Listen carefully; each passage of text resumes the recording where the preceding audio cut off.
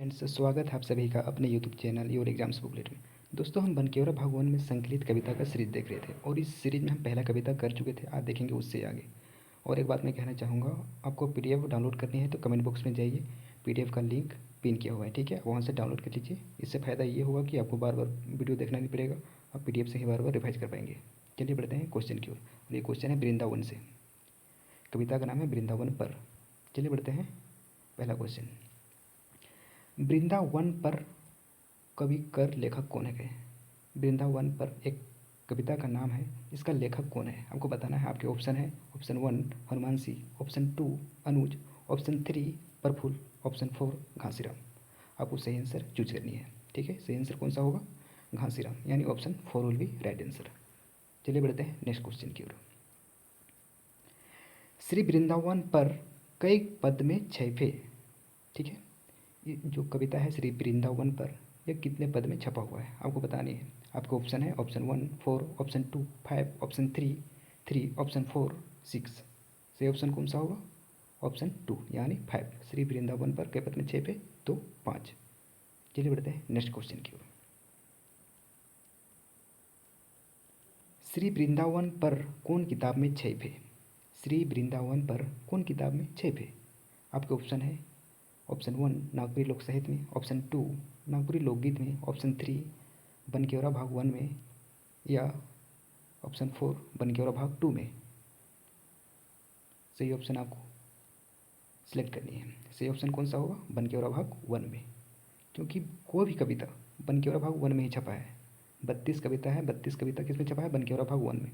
सही आंसर कौन सा होगा? बनकेवरा भाग 1, ऑप्शन नंबर 3। चलिए बढ़ते हैं नेक्स्ट क्वेश्चन की ओर। श्री वृंदावन पर कौन राग में लिखल जाए है? श्री वृंदावन पर कौन राग में लिखल जाए है? आपके ऑप्शन है, ऑप्शन 1 अद्वितीय राग में, ऑप्शन 2 लुत्री राग में, ऑप्शन 3 गीत राग में, ऑप्शन 4 देवल में से क्यों नहीं। बताइए, श्री वृंदावन पर कौन राग में लिखल जाए है? इसका सही आंसर कौन सा होगा? गीत राग में, यानी option 3 will be right answer, ठीक है। चलिए बढ़ते हैं अगला क्वेश्चन की ओर। श्री वृंदावन पर कविता में ककर वर्णन हो लखे।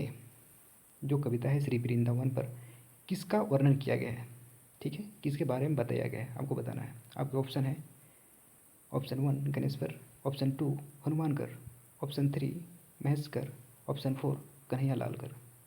श्री वृंदावन पर कविता में ककर वर्णन हो लखे, यानी किसके बारे में बताया गया है, किसके बारे में जिक्र किया गया है।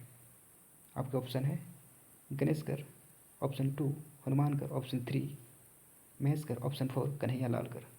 सही आंसर कौन सा होगा? ऑप्शन नंबर 4 यानी कन्हैया लालकर, ठीक है। श्री वृंदावन कविता में किसका जिक्र किया गया है? कन्हैया लालकर, ठीक है। ऑप्शन 4 भी राइट आंसर। चलिए बढ़ते हैं नेक्स्ट क्वेश्चन की ओर। श्री वृंदावन पर देखन जदुरैया। श्री वृंदावन पर डॉट डॉट डॉट देखन जदुरैया कौन कविता से लेवल जाए, ठीक है। एक पद दिया गया है, कोई पद उठाया गया है, ठीक है, और दिया गया है श्री वृंदावन पर डॉट डॉट डॉट देखन जदुरैया कौन कविता से लेवल जाए है, ठीक है। तो इसका आंसर कौन सा होगा? आपका ऑप्शन है, ऑप्शन 1 गणेश वंदना से, ऑप्शन 2 बजा से, ऑप्शन 3 बाथा से, ऑप्शन 4 श्री वृंदावन पर से, ठीक है। श्री वृंदावन पर देखन जदुरैया कौन कविता से लेवल जाए, तो आपका सही आंसर कौन सा होगा? श्री वृंदावन पर से, option number 4 will be right answer, ठीक है। क्वेश्चन फिर से पढ़िए। श्री वृंदावन पर डॉट डॉट डॉट देखन जदुरैया कौन कविता से लेवल जाए। ये किसी कविता का एक पद है, आपको बताना है कि इस कौन सा कविता से लिया गया है। आपके ऑप्शन है गणेश वंदना से, बाजा से, बाथा से, श्री वृंदावन से, ठीक है। तो इसका सही आंसर कौन सा होगा? ऑप्शन नंबर 4 श्री वृंदावन से। चलिए बढ़ते हैं नेक्स्ट क्वेश्चन की ओर। श्री वृंदावन पर गद्य है कि पद। श्री वृंदावन पर गद्य है कि पद, ठीक है। आपको बताना है कि श्री वृंदावन जो कविता है ये गद्य है कि पद। आपको मैं पहले वीडियो में बता चुका हूँ कि कोई भी कविता हमेशा और हमेशा पद ही होगा, कभी गद्य हो ही नहीं सकता। तो इसका सही आंसर कौन सा होगा? पद, यानी ऑप्शन 2, ठीक है। चलिए बढ़ते हैं नेक्स्ट क्वेश्चन की ओर। श्री वृंदावन पर कविता में प्रयोग जोतरैया माने का होवेला।